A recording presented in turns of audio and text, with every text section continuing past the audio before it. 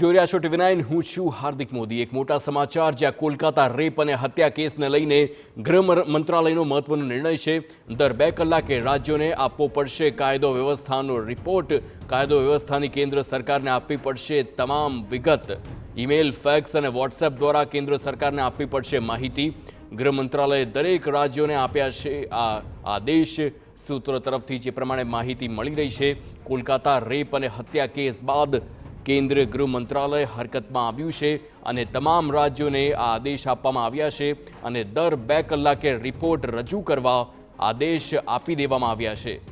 આ મહત્વનો નિર્ણય ગૃહ મંત્રાલય દ્વારા લેવામાં આવ્યો છે, જ્યાં દર 2 કલાકે રાજ્યોને આપવો પડશે કાયદો અને વ્યવસ્થાનો રિપોર્ટ। આગામી દિવસોમાં પણ આવી કોઈ ઘટના ન ઘટે તે માટે આ મહત્વના પગલાં ગૃહ મંત્રાલય અને ગૃહમંત્રી અમિત શાહ દ્વારા લેવામાં આવ્યા છે। કોલકાતામાં દુષ્કર્મ અને હત્યાની ઘટનાના પડઘા ન માત્ર કોલકાતા પરંતુ સમગ્ર દેશમાં પડ્યા છે અને ત્યારબાદ ઘટનાની ગંભીરતાને ધ્યાનમાં રાખીને હવે કેન્દ્ર સરકાર પણ હરકતમાં આવી અને મહત્વના એક્શન લીધા છે।